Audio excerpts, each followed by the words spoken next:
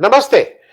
मेरे साथ प्रोफेसर अरुण कुमार और जिनसे हम सब लोग हरदम कुछ ना कुछ सीखते रहते हैं कि देश की आर्थिक हालात के बारे में और कुछ बहुत बेसिक चीजों को जानने और समझने की कोशिश करते हैं। प्रोफेसर अरुण कुमार का अभी एक आर्टिकल आया है, marginalise Indian rural economy its challenges. जो ग्रामीण अर्थव्यवस्था है उसको कैसे किनारे हुआ है, मार्जिनलाइज हुआ है और क्यों हुआ और उसके चैलेंजेस क्या है। प्रोफेसर साहब जरा एक हमारे दर्शकों को भी, क्योंकि आपने जब उसको शुरू किया आपने मूल रूप से कि ये जो मॉडर्नाइजेशन जब हम अपनी इकोनॉमी का कर रहे थे तो हमने वेस्टर्न मॉडल को अडॉप्ट किया, वेस्टर्न मॉडर्नाइजेशन को अडॉप्ट किया। उसको जरा एक बार आप ठीक से समझा दें तो फिर दर्शकों को भी समझ में आएगा कि कहां गलती हुई थी। ऐसा है कि जब आज़ादी मिली तो उस समय ये सोचा गया कि जल्दी से भारत को तरक्की करनी है। और तरक्की भी किस प्रकार की कि जो वेस्ट था, पश्चिम के देश थे, वो काफ़ी उन्नत देश हो गए थे, वो काफ़ी आगे निकल गए थे हमसे। उनका सोशल इंफ्रास्ट्रक्चर, उनका फिजिकल इंफ्रास्ट्रक्चर, उनका जो सोशल पैटर्न वगैरह, तो यही लगा जो शीर्ष के नेता थे कि जल्दी से हम भी वेस्टर्नाइज करें। और हमारा जो इलीट वर्ग था उस समय, उसको भी ये लगा कि हम जल्दी से वेस्टर्नाइज कर जाएंगे तो हमारी तरक्की हो जाएगी। तो उस समय हमारे, जैसे कि आज भी है, देश में दो तबके थे। एक तो जो इलीट तबका था और दूसरा जो आम जनता थी। तो इलीट तबके को भी ये सूटेबल लगा कि भाई जल्दी से हम बड़े बड़े डैम, फैक्ट्रीज वगैरह बनाएं जैसे कि वेस्ट में है, तो उससे फिर हमारी मॉडर्नाइजेशन हो जाएगा। तो ये फिर हमारे यहाँ भी वही मॉडल कॉपी हुआ कि हम पहले जो मॉडर्न सेक्टर है उसको डेवलप कर लेंगे तो वो रिस्क के नीचे फिर डेवलपमेंट हो जाएगा। लेकिन ये मॉडल तो यूरोप का मॉडल था जो 1820, 30, 40 का था।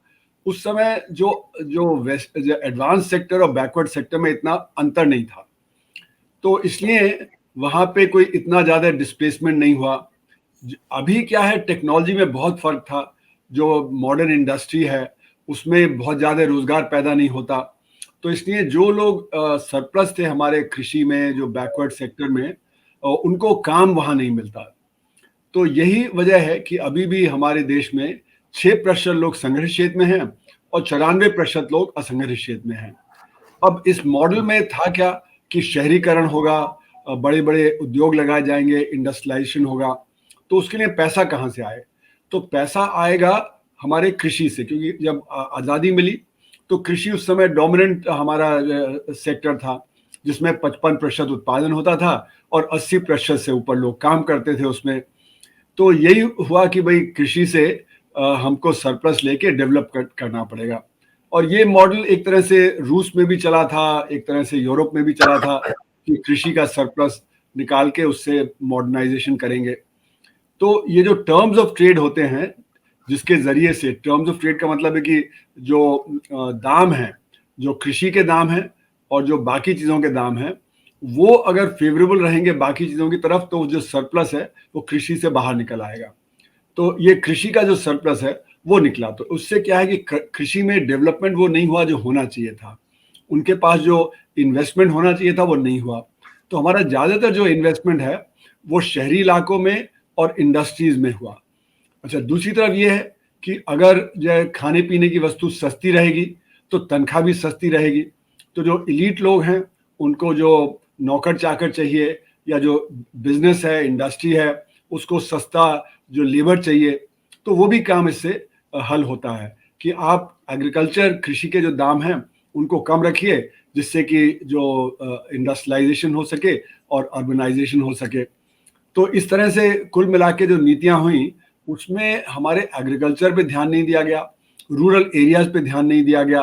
तो रूरल इंफ्रास्ट्रक्चर बहुत ही कमज़ोर है आज भी। अगर आप देखें किस तरह के स्कूल हैं, किस तरह के वहाँ पे डिस्पेंसरीज या हेल्थ सिस्टम है। अब पैंडेमिक में दिखाई पड़ा कि वहाँ पे तो करीब करीब ना के बराबर हेल्थ सिस्टम है। तो वो वहाँ पे डेवलप नहीं हुआ हेल्थ सिस्टम। और जो वहाँ पे जो किसान हैं उनके पास वो कैपेसिटी नहीं है कि वो किसी क्राइसिस से डील कर पाए, क्योंकि सरप्लस उनके पास बचता नहीं, बचत होती नहीं है। तो हमने देखा कि बहुत बड़े लेवल पे इसलिए लोगों ने पलायन किया गांव से शहर में, क्योंकि वहाँ पे काम नहीं है, वहाँ पे आमदनी कम है। तो आमदनी कमाने के लिए वो शहर में आ रहे हैं, काम ढूंढने के लिए शहर में आ रहे हैं। तो ये जो पलायन हुआ, ये भी एक दिखाता है कि किस प्रकार का क्राइसिस हमारे रूरल एरिया में हो। अब शहरीकरण जो है वो बहुत महंगा होता है। यहाँ पे जैसे अगर स्कूल लगाना है दिल्ली में, तो आपको कम से कम 10 करोड़ रुपया चाहिए, क्योंकि एक स्कूल के लिए जमीन चाहिए, उसके लिए जो है प्लेग्राउंड वगैरह चाहिए। जबकि गांव में आप लगाएंगे तो 20-30 लाख रुपए में एक स्कूल जो है बन जाएगा। तो जितने दाम में आप एक स्कूल जो है शहर में लगाएंगे, उस दाम में आप 20-30 जो स्कूल जो गांव में लगा सकते हैं। उसी तरह दिल्ली जैसे शहरों में बड़ी बड़ी सड़कें, खूब ज्यादा लाइटिंग वगैरह चाहिए, जबकि गांव में इतनी बड़ी ना सड़कें चाहिए, ना इतना इस तरह का इंफ्रास्ट्रक्चर चाहिए।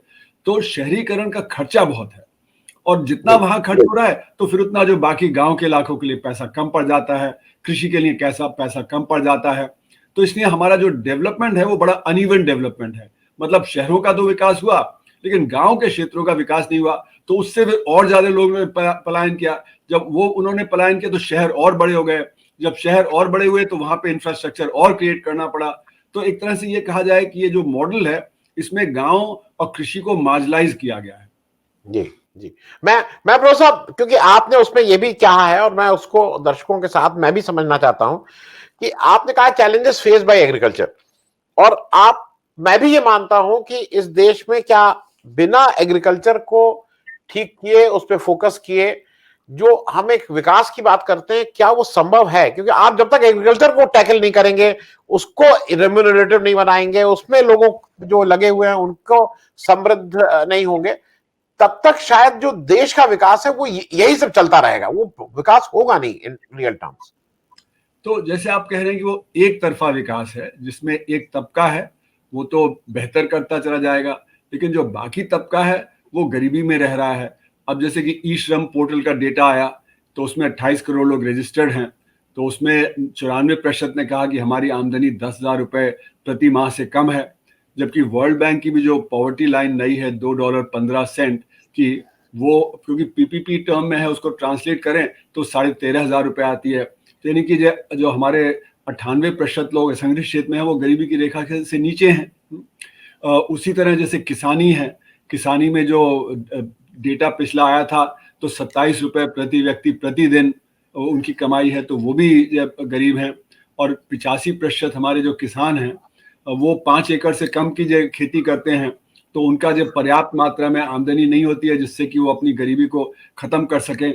तो इस तरह का एक जो कहा जाए तो एक तरह का डिवीजन हो गया है, जो लोग नीचे के तबके के हैं और जो ऊपर के तबके हैं। और हमारी जो पॉलिसी है वो जो ऊपर का तबका है, जो एलीट तबका है, उसके हाथ में है। तो वो पॉलिसी अपने ढंग से चला रहे हैं।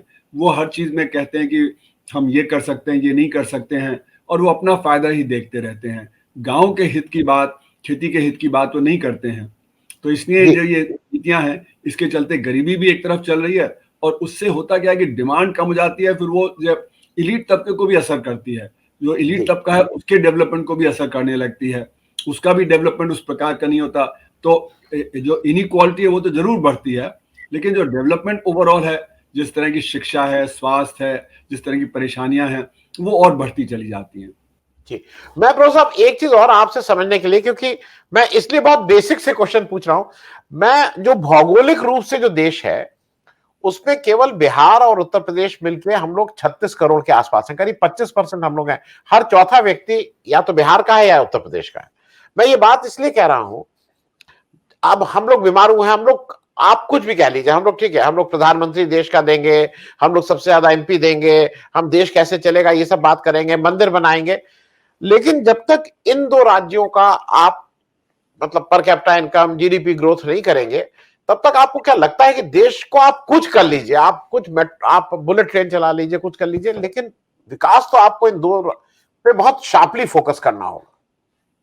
देखिए, ऐसा है कि अभी हो क्या रहा है कि दक्षिण भारत के जो प्रांत हैं वो काफी डेवलप कर रहे हैं, और उनका जो गैप है बिहार से और उत्तर प्रदेश से वो बढ़ता चला जा रहा है। उससे हमारे फिस्कल फेडरलिज्म पे असर पड़ रहा है।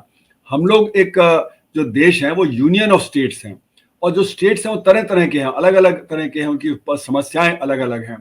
तो हम जो यूनियन ऑफ स्टेट्स हैं उसमें टेंशन बढ़ जाएगी। जैसे कि फाइनेंस कमीशन है, फाइनेंस कमीशन कहता है कि जो गरीब प्रांत हैं, जिनके पास साधन कम है, उनको जो सेंटर से ज्यादा मदद मिलनी चाहिए। अब उस पर ऑब्जेक्शन हो रहा है पिछले 20 साल से।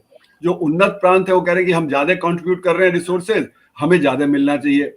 तो यानी कि जो एक यूनियन है जिसमें ये हुआ कि सबका हमको ध्यान रखना है, तो अब ये बात है कि वो जो उन्नत प्रांत है वो कह रहे हैं कि हमारी तरफ ज्यादा होना चाहिए, तो एक झगड़ा क्रिएट हो जाता है। और जब झगड़ा क्रिएट होता है तो उससे फिर एक तरह से कहना चाहिए कि जो यूनियन ऑफ स्टेट्स है, जो एक उसमें परेशानी आ जाती है। तो फिस्कल फेडरलिज्म में परेशानी है, उसके चलते हुए तरह तरह की मूवमेंट्स खड़ी हो जाती हैं, तरह तरह के प्रॉब्लम्स आ जाती हैं, वो चाहे कश्मीर की हो, चाहे नॉर्थ ईस्ट की हो, जहाँ पे वो ऑटोनॉमी मांगते हैं कि हमको अपनी तरह से डेवलप करने का मौका होना चाहिए। तो जो उन्नत प्रांत हैं उनको भी सोचना चाहिए कि भाई हमें मार्केट मिल रहा है जो गरीब प्रांत हैं तो हमें उनकी मदद करनी चाहिए। लेकिन उल्टी बात हो रही है, वो कह रहे हैं कि हमें ज्यादा मिलना चाहिए, हमारा डेवलपमेंट हम ज्यादा करेंगे तब वो होगा। तो ये जो टेंडेंसीज हैं ये अपने देश के लिए सही नहीं है। तो इसलिए मेरा मानना है कि जो हमारा डेवलपमेंट होना चाहिए वो सब प्रांतों का होना चाहिए और सब इलाकों का, शहरी और गांव के दोनों का होना चाहिए। और अगर हम गांव के इलाकों की डेवलपमेंट करेंगे तो फिर हमारी अर्थव्यवस्था ठीक सुचारू रूप से चलेगी। जी प्रोफेसर साहब, एक चीज और बताइएगा, जैसे जब जब पुराना मॉडल देखते हैं, जब जब नेहरू ने इस देश को आजादी की बात बनाने की बात की, तो उन्होंने बहुत ज्यादा एम्फेसिस पब्लिक सेक्टर्स पे, बेसिक इंडस्ट्रीज पे बहुत ज्यादा किया था।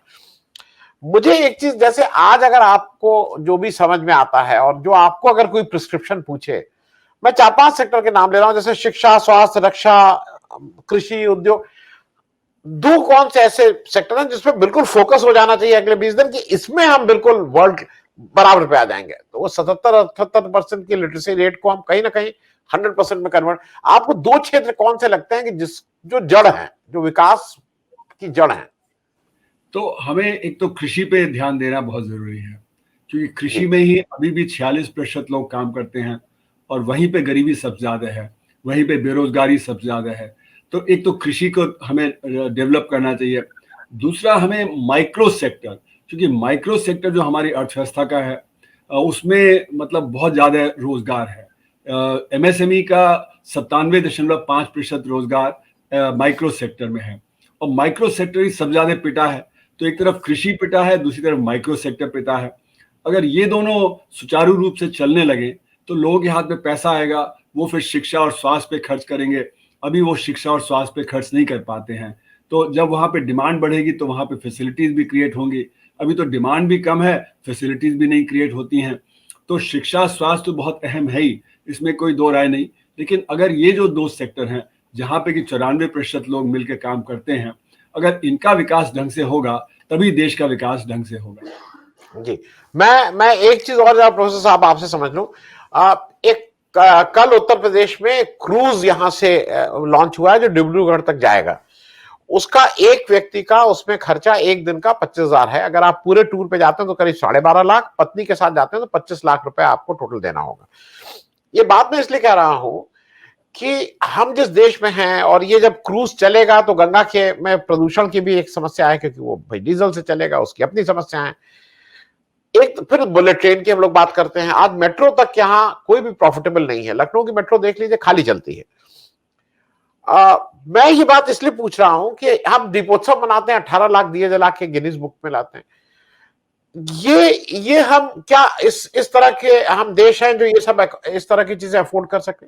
हम क्यों ये क्रूज एक चला रहे हैं जिसमें 25 लाख रुपए में मियां बीवी घूम के आएंगे? क्यों? और वो भी सरकारी खर्चे से। देखिए, ये सब जो हो रहा है वो इसलिए कि एक देश में एक ये कहा जाए तो इंफीरियोरिटी कॉम्प्लेक्स है कि हम पिछड़े हुए देश हैं। तो ये दिखाने की कोशिश है कि नहीं, हम भी उन्नत हैं, हमारे यहाँ भी बुलेट ट्रेन है। जापान में बुलेट ट्रेन थी 1962 में, ओलंपिक्स में वहां पे लगाई गई थी, हम भी लगा लेंगे बुलेट ट्रेन। तो कहने को होगा कि हमारे पास भी ये इस तरह का बुलेट ट्रेन है। लेकिन सवाल ये है कि टेक्नोलॉजी तो नहीं है, टेक्नोलॉजी तो हम जापान से इंपोर्ट कर रहे हैं। अब हमने जो अपनी चलाई राजधानी एक्सप्रेस, वो 1967 में डिजाइन की गई थी। अब 1967 में ये कहा गया कि वो 16.5 घंटे में कलकत्ता पहुंचा देगी और बंबई पहुंचा देगी, और वही 16.5 घंटे लगते हैं, यानी कि स्पीड में इजाफा नहीं हुआ। जबकि चीन में उन्होंने बड़ी फास्ट ट्रेन कर ली हैं, 250-300 किलोमीटर प्रति घंटे की, जो कि यहाँ से बंबई या कलकत्ता दिल्ली से 5 घंटे 5.5 घंटे में पहुंचा सकती हैं। तो हम लोगों ने R&D पे खर्च नहीं किया है। R&D पे खर्च करते तो हमारे यहाँ जो मॉडर्नाइजेशन है वो अलग तरह का होता। जैसे कृषि में R&D की जरूरत है, माइक्रो सेक्टर में R&D की जरूरत है, वहां पे टेक्नोलॉजी अपग्रेडेशन की जरूरत है। हमने वो सब नहीं किया। हम इस समय दिखावे में पड़ गए हैं और हमारा R&D का एक्सपेंडिचर जो है वो बहुत कमजोर है, और इसीलिए जो आज का वैश्वीकरण है उसमें हम पिछड़ जा रहे हैं। जो चीन है उससे हमारा जो ट्रेड डेफिसिट था आज से 20 साल पहले, वो 1.5 बिलियन डॉलर का था, आज वो 70 बिलियन डॉलर का हो गया है, क्योंकि हम बहुत सारी चीजें उनसे इंपोर्ट कर रहे हैं। वो चाहे एपीआई हो फार्मास्यूटिकल्स के लिए, चाहे वो इलेक्ट्रॉनिक कंपोनेंट्स हो इलेक्ट्रॉनिक्स के लिए, चाहे ऑटोमोबाइल कंपोनेंट्स हो, चाहे पावर प्रोजेक्ट्स वगैरह हो। अच्छा, उन्होंने तो मतलब 5G डेवलप कर लिया, हमने ना 2G डेवलप किया, ना 3G किया, ना 4G किया, है ना। तो हम टेक्नोलॉजी में बहुत पिछड़ गए हैं। तो ये जो टेक्नोलॉजी में हमारा पिछड़ना है वो इसी वजह से कि हमने जो सही चीज है उस पर फोकस नहीं किया। शिक्षा है, स्वास्थ्य है, R&D है, इन पे अगर फोकस किया होता तो आज हमें ये सब करने की जरूरत नहीं पड़ती। हमारी जो जनता भी ज्यादा प्रॉस्परस होती। तो जैसे आप कह रहे हैं कि ये जो क्रूज है इसमें 25 लाख में अगर मियाँ बीवी जाते हैं तो कितने लोग अफोर्ड कर सकते हैं, क्योंकि हमारे यहाँ 98% जो जनता है वो तो 50,000 रुपए महीने से कम खर्च करती है। तो जो 50,000 रुपए महीने से कम खर्च करेगा वो क्या 25 लाख रुपए का क्रूज करेगा? तो ये तो महज जो हमारा ऊपर का 1-1.5% तबका है वही बुलेट ट्रेन का इस्तेमाल करेगा, वही ये क्रूज वगैरह करेगा। तो ये तो सिर्फ शो पीसेस हैं, ये इससे हमारा डेवलपमेंट नहीं नजर आएगा। मैं ब्रो साहब एक बीच में थोड़ा मतलब आपको बता दूं, R&D की जब आप बात कर रहे हैं, मेरा क्लास फेलो है, इसका नाम है सुधांशु मणि। उसने एक किताब लिखी है माई ट्रेन 18 स्टोरी। सुधांशु मणि, हाँ, इंडियन कोच फैक्ट्री का जनरल मैनेजर रहा।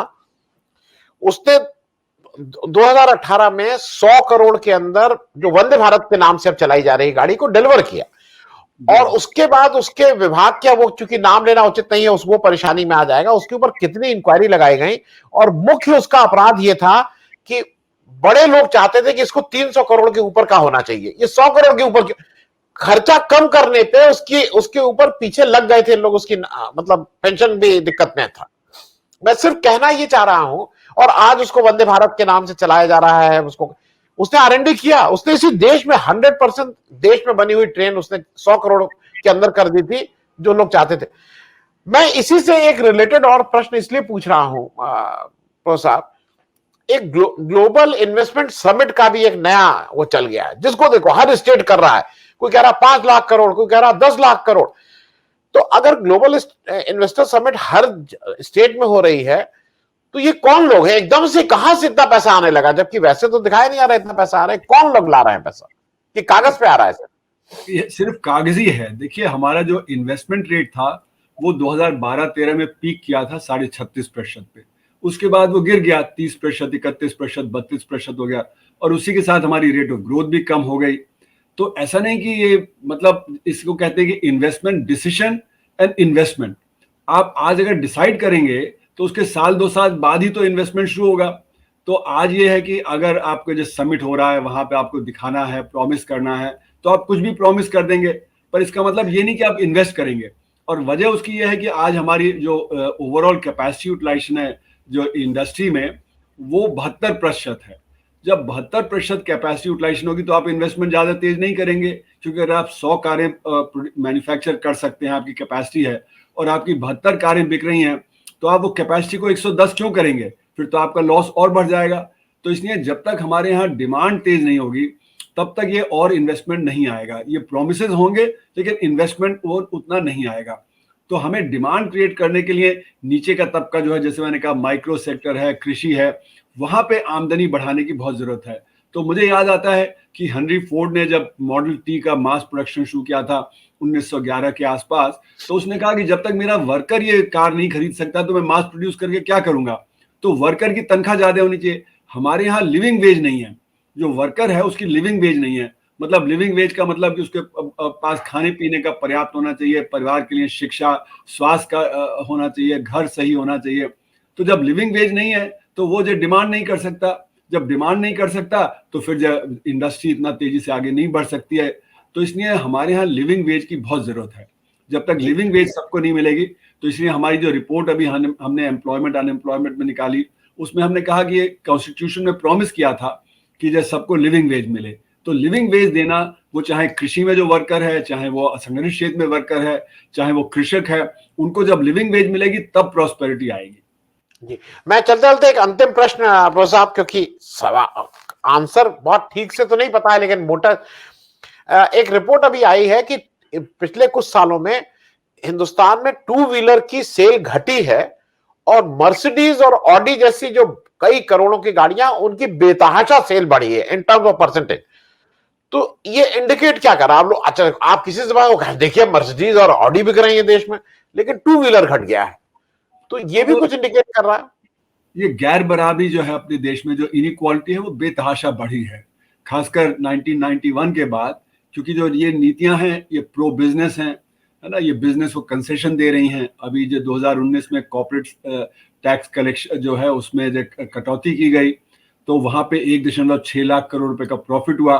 तो हमारा जो संगठित क्षेत्र है वो बढ़ रहा है और असंगठित क्षेत्र गिर रहा है।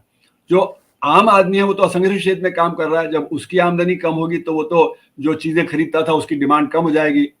अब कॉर्पोरेट सेक्टर है उसका प्रॉफिट बढ़ रहा है। जो आरबीआई के जो आंकड़े आए हैं 2700 कंपनियों के, जो non financial non public sector कंपनियों के होते हैं, उन्होंने दिखाया कि पिछले साल 41% उनकी ग्रोथ हुई रेवेन्यू की और 20-22% उनका प्रॉफिट बढ़ा। तो जब अर्थव्यवस्था नहीं बढ़ रही है, उनका प्रॉफिट बढ़ रहा है, उनका सेल्स बढ़ रहा है, तो बाकी असंगठित क्षेत्र के उस पर ही बढ़ रहा है कि वो कम हो रहा है तो इसलिए उधर हो रहा है। तो इसलिए जो एंट्री लेवल कार है उसकी भी डिमांड कम हो गई। लग्जरी लेवल कार है वो उसकी जो डिमांड बढ़ गई, क्योंकि जो संगठित क्षेत्र वाले हैं 6% लोग, उनकी आमदनी बढ़ गई है। उसमें भी जो स्टॉक मार्केट में लोग हैं, जो मतलब हमारे 2% लोग जो स्टॉक मार्केट को कंट्रोल करते हैं, उनकी आमदनी और भी बढ़ गई, उनकी वेल्थ बढ़ गई, क्योंकि स्टॉक मार्केट खूब बढ़ गया, वो रिकॉर्ड लेवल पे पहुंच गया। तो इसलिए ये दिखा रहा है कि हमारे जो असमानता है देश में वो बेतहाशा बढ़ रही है, और काले धन की अर्थव्यवस्था के चलते हुए असमानता और ज्यादा बढ़ जाती है। जो क्रेडिट स्विस या ऑक्सफैम वगैरह का डेटा आता है वो तो सिर्फ व्हाइट इकोनॉमी का डेटा आता है, उसमें ब्लैक इकोनॉमी शामिल नहीं होती। तो मैंने ये दिखाया था पहले जब मेरी किताब आई थी कि अगर व्हाइट में हम देखें तो जो टॉप का 3% है और नीचे का 40%, उनमें रेशियो व्हाइट में 12:1 है, लेकिन ब्लैक इंक्लूड कर ले तो 57:1 हो जाता है। तो वो तो 1996 की बात मैं बता रहा हूँ। आज अगर आप देखें तो व्हाइट में 20:1 का रेशियो है, वो ब्लैक को इंक्लूड कर ले तो 120:1 हो जाता है। तो असली जो असमानता हमारे देश में है वो काले धन की अर्थव्यवस्था से, और काले धन की अर्थव्यवस्था जितनी पनपेगी तो ये जो कंज्यूमरिज्म है वो काले धन की अर्थव्यवस्था की वजह से है, क्योंकि उनके अतिरिक्त आमदनी आती है, उससे वो बेतहाशा खर्च करते हैं। वो चाहे क्रूज पे जाएं, जैसे बोट का क्रूज आप बता रहे हैं, या वो जो हॉलीडे के लिए जाएं, वो पैसा भी देश से बाहर निकाल लेते हैं। फ्लाइट ऑफ कैपिटल होता है तो विदेश जाते हैं, वो चाहे सीशेल्स जाएं, चाहे मालदीव जाएं, कहीं भी जाएं, बड़े मतलब ऐशो आराम से दुबई अपना घर खरीद लेते हैं। तो ये जो हमारे देश में असमानता है ये व्हाइट में तो बढ़ी है, पर ब्लैक की वजह से और बढ़ रही है, और ब्लैक इकोनॉमी पे कंट्रोल नहीं हो रहा। हालांकि सरकार कोशिश कर रही है कि डिमोनेटाइजेशन हो जाए, ये हो जाए, पर डिमोनेटाइजेशन का कोई ब्लैक इकोनॉमी से लेना देना नहीं था, तो वो डिमोनेटाइजेशन भी फेल हो गया, बाकी कदम भी फेल हो गए। तो काले धन की अर्थव्यवस्था पनप रही है, उससे असमानता और ज्यादा बढ़ जाती है। जी, बहुत बहुत धन्यवाद प्रोफेसर साहब ज्वाइन इस पे चर्चा करने के लिए और हम लोगों को बहुत छोटी छोटी चीजें समझाने के लिए। Thank you so much. धन्यवाद, नमस्ते।